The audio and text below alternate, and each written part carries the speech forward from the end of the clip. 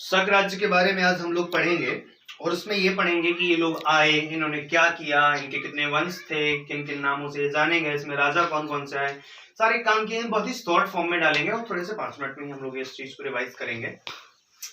देखिए शक राज्य जो आया आपका, ये आपका पश्चिम भारत यूनानी के स्थान पे आए। कहने का तात्पर्य यह है कि भारत में जो पश्चिम भारत था उसमें यूनानी राज्य करते थे, उसी जगह पे इन लोगों ने यानी कि शकों ने आक्रमण किया और यूनानियों के स्थान पे अपने राज्य को स्थापित किया।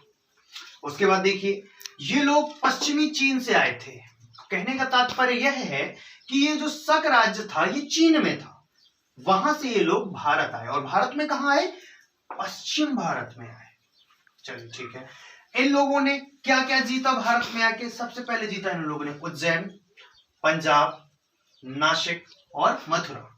इन 4 जगहों पे इन्होंने विशेष रूप से विजय पाई। लेकिन जो हमारे मध्य प्रदेश में पाया वो था आपका नासिक और उज्जैन।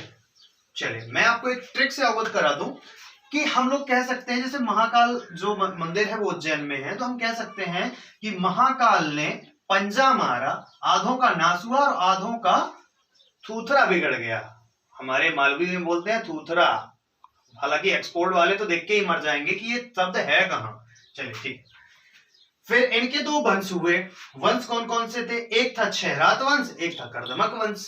क्षयरात वंश में 2 राजा हुए। क्षयरात वंश में आपके 2 राजा हुए, एक का नाम था भूमक और एक का नाम था नहपान। हालांकि भूमक के बारे में कोई ज्यादा विशेष जानकारी नहीं प्राप्त हुई है, लेकिन नहपान के बारे में कुछ विशेष जानकारी हुई है क्योंकि ये जाके आपका सातवाहन वंश में भी लड़ा, राजाओं से लड़ा। क्योंकि आप कह सकते हैं कि शक वंश जो था ये सातवाहन वंश के समकालीन था। ठीक है, तो नहपान ने सतकर्णी राजा से युद्ध किया। ठीक है, सतकर्णी राजा से युद्ध हुआ। अब जो सतकर्णी राजा थे इन्होंने नहपान को परास्त किया, बहुत बुरी तरह से शिकस्त दी और इनके जो सिक्के थे उसको हड़प लिया और इस सभी सिक्कों को दोबारा से गलवाया और फिर दोबारा उन्हें ढलवाया सिक्कों के रूप में और उसमें अपना नाम जड़वाया। जो सिक्के थे उनमें उन्होंने नाम जड़वाया जिसको हम बोलते हैं श्रीशात। श्रीशात नाम से एक आपका उसमें नाम जुड़वाया श्रीशात। ये जो सतकर्णी का ही नाम था, सातकर्णी का ही दूसरा नाम था।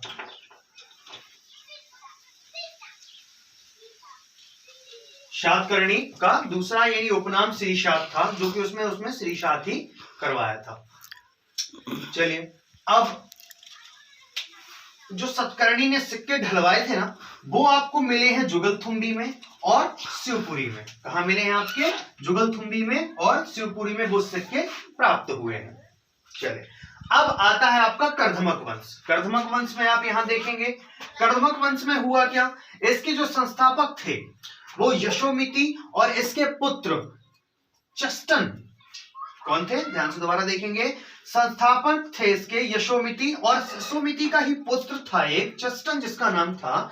ये उज्जैन में रहते थे। इन्होंने कर्दमक वंश की स्थापना उज्जैन में की थी। ठीक है, और इसके एक राजा और हुए जो बड़े ही, ये मान के चलिए बहुत ही ज्यादा शक्तिशाली हुए, रुद्रदमन। उनका नाम क्या था?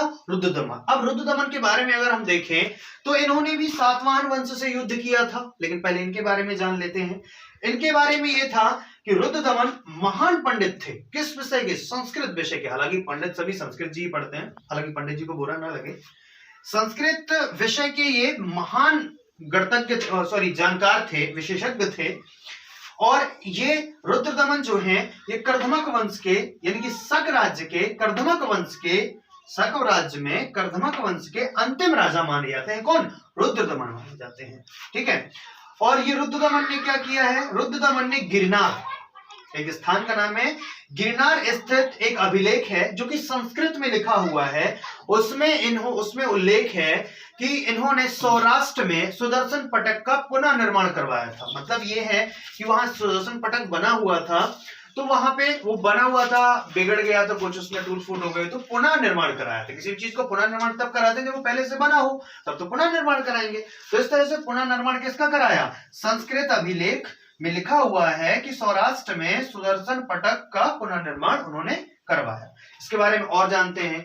लेकिन रुद्र दमन का भी ज्यादा दिन तक रुद्र नहीं चला, ये रुद्र रूप में ज्यादा दिन तक नहीं रह पाए, ये ठंडे हो गए। कब ठंडे हो गए? जब चंद्रगुप्त विक्रमादित्य आए, जब चंद्रगुप्त विक्रमादित्य आए काल बनकर। किसके? रुद्र दमन के। रुद्र तो खुद ही काल थे, लेकिन रुद्र का भी एक काल आ गया जिसका नाम था चंद्रगुप्त विक्रमादित्य।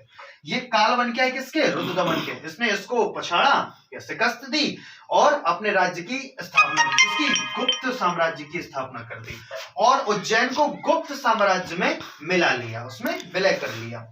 फिर गुप्त साम्राज्य के एक राजा थे स्कंदगुप्त। इन्होंने क्या किया? इंदौर में तेली श्रेणी के लोगों को मंदिर बनाने के लिए कुछ दान देने का भी इनमें अभिलेखों में मिलता है कि स्कंदगुप्त ने क्या किया, तेली वंश के जो श्रेणी के राज्य के थे उनमें इन्होंने क्या किया, मंदिरों के लिए दान दिया। चलो, थैंक यू, मिलते हैं अगले वीडियो में।